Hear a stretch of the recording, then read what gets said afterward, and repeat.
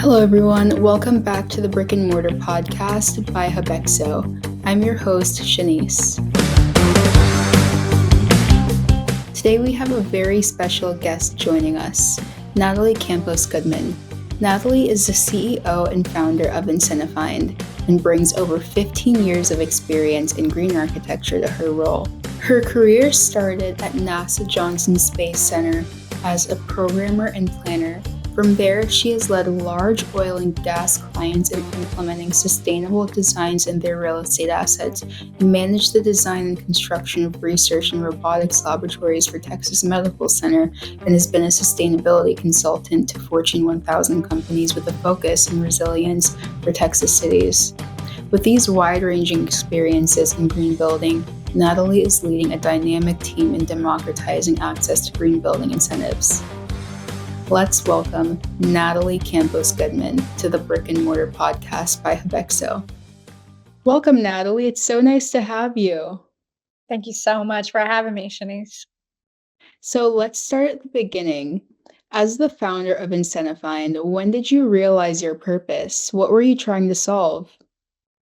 Yeah, IncentiFind always tells this story, and it's funny because we actually hear other folks telling our origin story, and I think it's just because it's so honest and raw, but authentic, and that's that we're not shy about saying we're 100% accident. I have to step back to go forward, and it's important to know that I didn't intend to start a startup. I had a dream job as a sustainability consultant. I was traveling the world, working on so many of these complex buildings for amazing companies, and I got to live in several different countries. So I was actually an expat in Shanghai at the time. I think it was like 2015.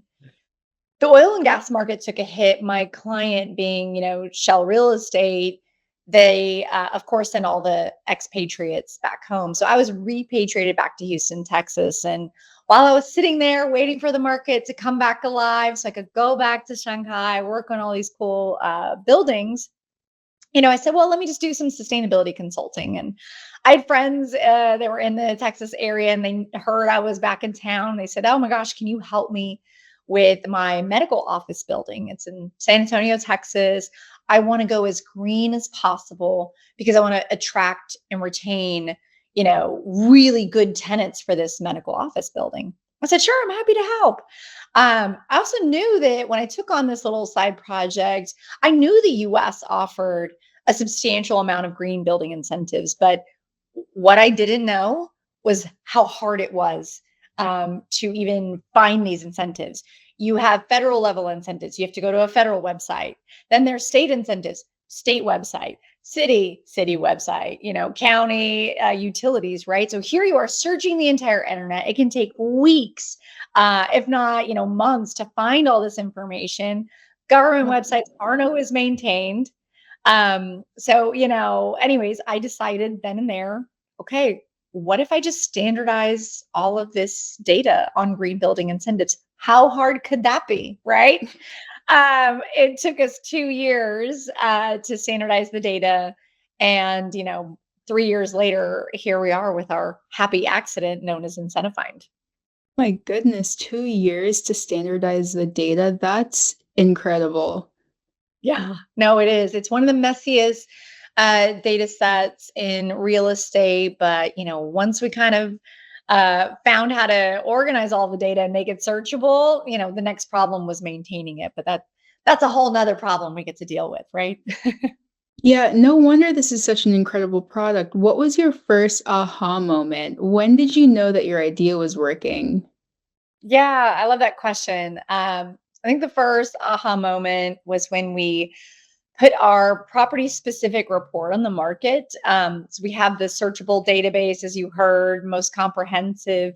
And the way customers engage with IncentiFind is they put their property address into our platform and they purchase a report. It's a property specific report listing all incentives from all levels of government. So federal incentives and state and county and city and utility. And customers can look at these incentives and they can just first off see in a singular place all the money available to either their new construction project or their solar project. And I'll kind of tell a little story about that aha moment. I want to say it was year 3, shortly after we standardized the database, right? But as we put this property specific report on the market, first aha moment, it was purchased right away. So we knew the market was hungry for instantaneous, accurate incentive data at a property specific level.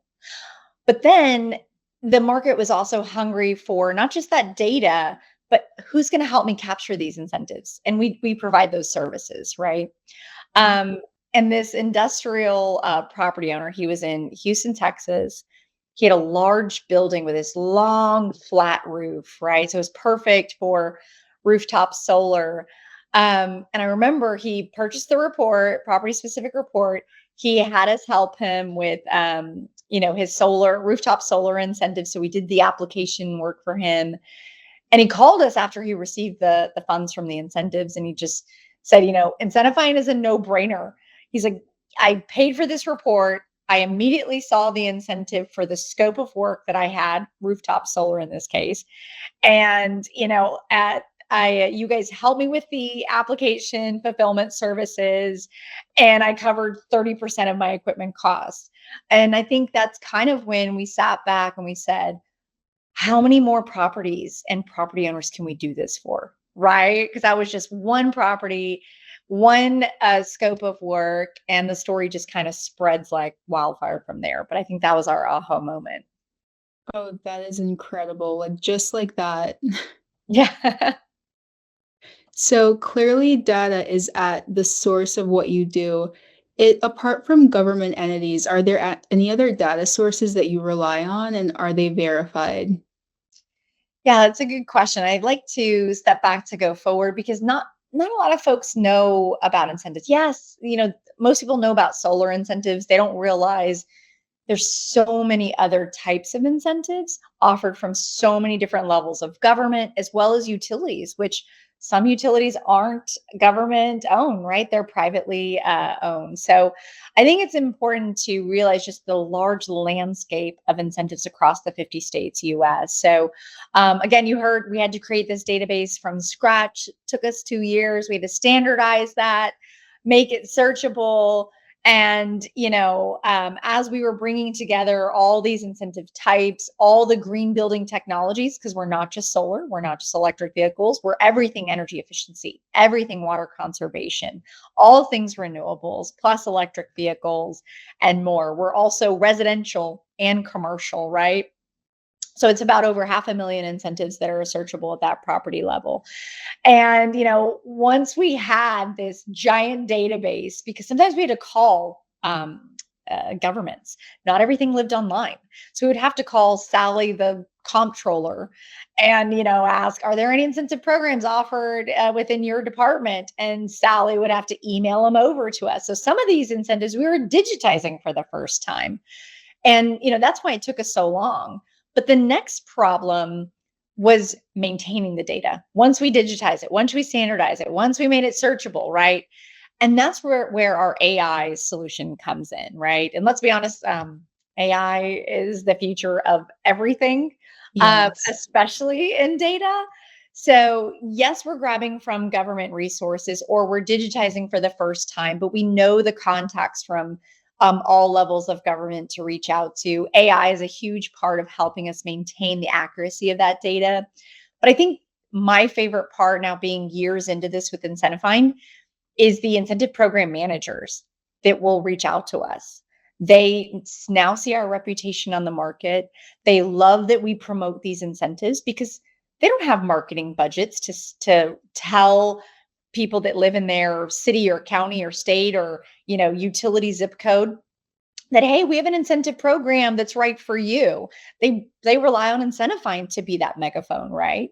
And now they're bringing their pilot programs, or right now, especially this time of year, they're coming to IncentiFind saying, hey, can we give you a sneak peek to what's going to come in 2026? Because incentives change year over year, right? So we have new ways of gathering and maintaining this data set to ensure its accuracy. I love that. That's very thorough. Yeah. So I would like to see a real life example. Are you able to walk me through a project where an incentive changed the outcome?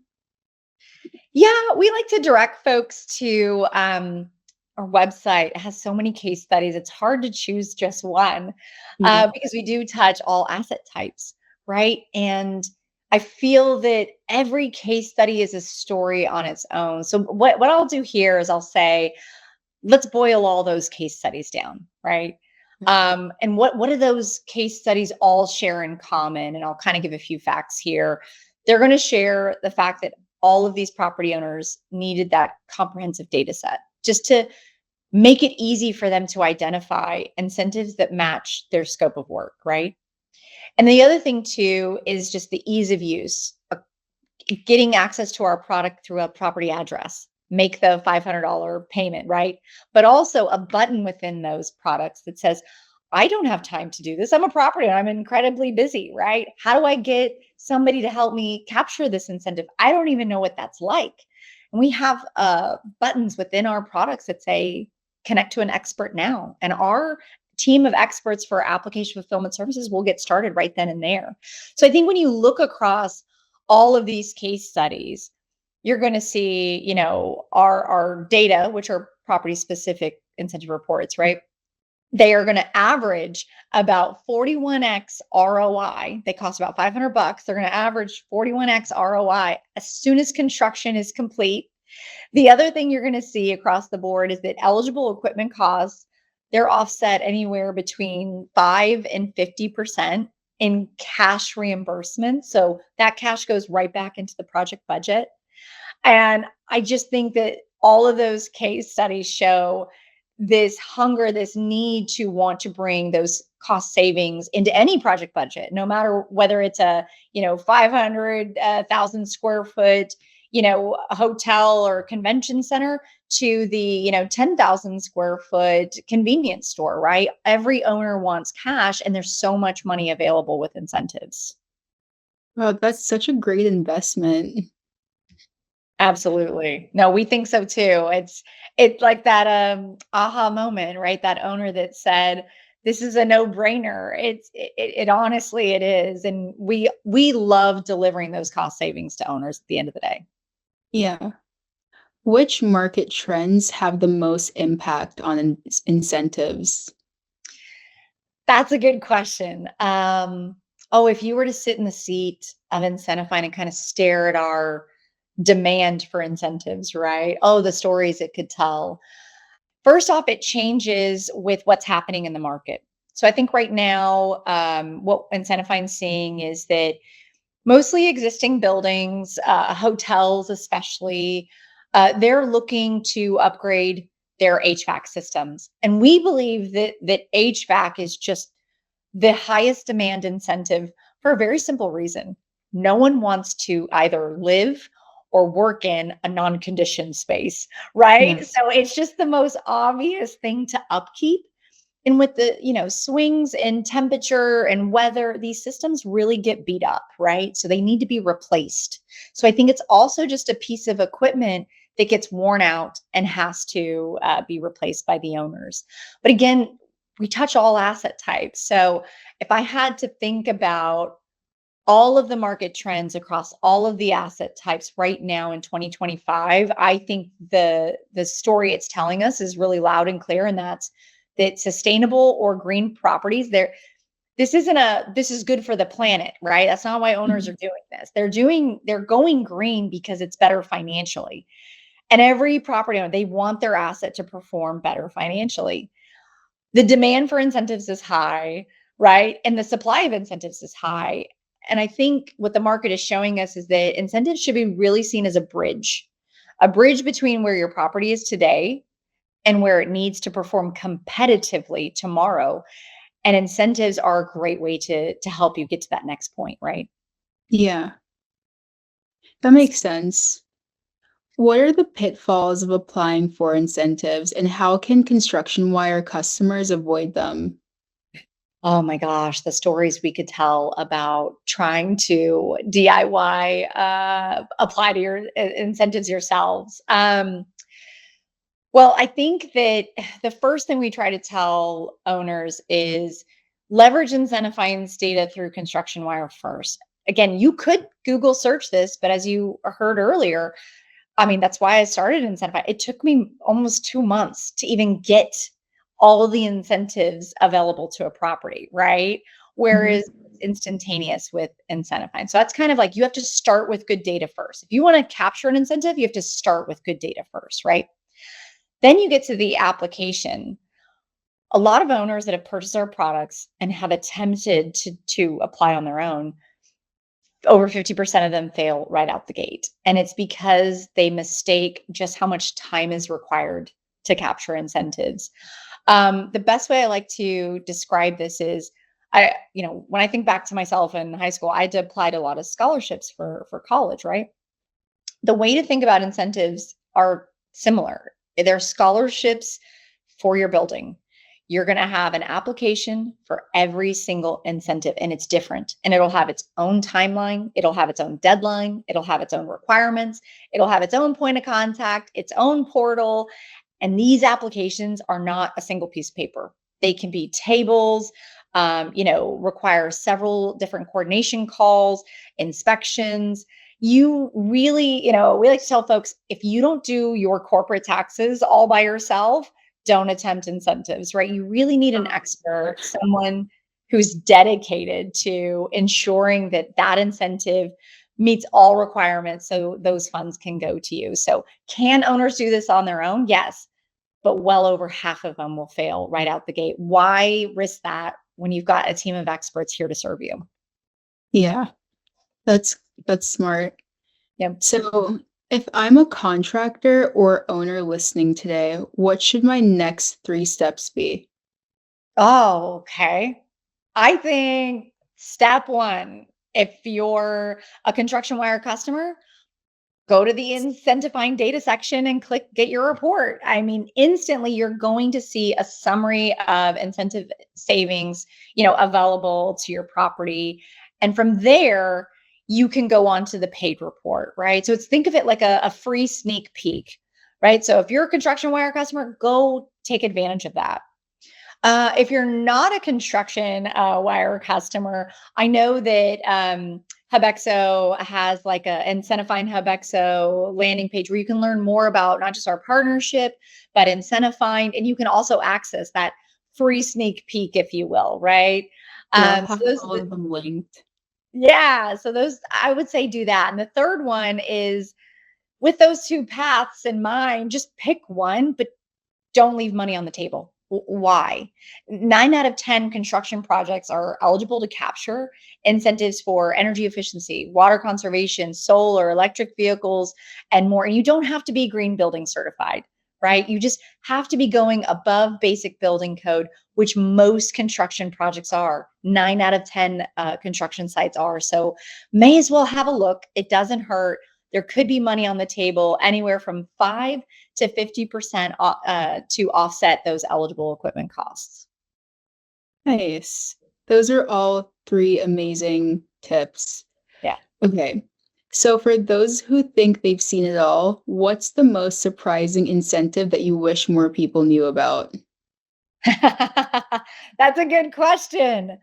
Oh, we see so many cool incentives and we'll kind of scratch our heads. Like, there was an incentive for that. Oh, if I had to pick one, I would say it's called custom technology. And I think it's such a good story of incentives. And I think it's where we also get asked the question a lot, where's the future of incentives going? Mhm. Incentivize. So I'm going to answer both with one question. I would say the incentive I want everyone to know about is custom technology. What is that? Well, you see, we know technology outside of buildings is rapidly changing, right? Well, technology for buildings or technology that buildings use is also rapidly changing. And it's happening so fast that these incentive program managers think they can't keep up with all of the technology categories and writing the application for all of these technologies because then there's a new one next year, right? So what they did is they created this catch-all kind of category, right? And it can be HVAC controls, for example, lighting controls, occupancy sensors, smart building technology, really any sort of new technology that saves energy or water in any way in a building, right? It would fall into this category, right? And I think what I love about it is just that it's so broad that it's going to make even more construction projects, right, eligible to capture incentives. But what I also love about it is I think it's just a sign of the times that I think incentive programs will begin to simplify, and that application process is going to simplify, which means I think that more property owners and more properties, like I said, are going to be eligible, and it's going to be easier to capture cost savings and put that right back into the project budget. Yeah, that's a really interesting one. Definitely. Okay, so my last question for you. Can you just touch on how the IncentiFind partnership with ConstructionWire works and who benefits the most from this data? Yeah, that's a great question. I think when we first were introduced to Hubexo and Construction Wire, I mean, our minds were blown. It's such amazing data that is offered through both of these platforms, right? So Hubexo and Construction Wire, they deliver project and construction data, right? Where Mhm. IncentiFind comes in is we're going to add a layer of that green incentive data, right, or intelligence. So the way to look at this new data set is just going to provide users a more streamlined process for identifying and capturing incentives on every property or construction project, right? And you heard the few ways that folks can access the data. We're actually within the ConstructionWire platform. It has our own section called IncentiFind Data. You folks can get that free sneak peek. And for non-construction wire users, I know you said you're going to share the link where folks can find us there. But that's how we work together, right? These data sets go hand in hand. Anytime a project is under construction, it technically could be eligible for incentives. So may as well have that data there, right? And as far as who benefits from this data, here's how I would think about it. I think there's four different types of benefits here. This, our data, our green building data set, it's going to strengthen site selection. So those looking for sites for a new construction project, right? And that's because now those users can factor incentives into project decisions, right? That site selection project decision, and we make identifying incentives at a property level or at a site level incredibly easy. The other benefit is supporting like budgeting. So our data, our green building data increases those cash reimbursements, right? Which, when you put money back into a project budget, it increases its ROI, right? The Mhm. third one is just delivering project savings, right? While helping teams comply with either green building mandates, which there are several cities in the United States that have green building mandates. Just because there's a mandate does not mean you're not eligible for incentives. In fact, you very much are, right? So it's Yeah. delivering those project savings while meeting either the mandates or sustainability goals. And the fourth one, I'd say simplifying applications, right? It's one thing to identify incentives, it's another to ensure you capture them at the right time, because you must capture an incentive either you earmark the funds during design and during construction, and you must capture the incentive 3 months after construction's completed. No incentives are retroactive. So it's really about the timing too. But bottom line, if I was to put Hubexo and IncentiFind together, users don't just see where projects are, they can also unlock those real dollars that improve project feasibility at the end of the day. That's the perfect description of it. Yeah, I agree. Well, thank you so much for joining us today, Natalie. You and the team at IncentiFind are doing amazing work. Do you have any other comments? No, I just thank you for having me today. We enjoy working with Hubexo. We love being in the Construction Wire platform, and we can't wait to bring our data to other solutions. So thanks for having me. Amazing. Thank you.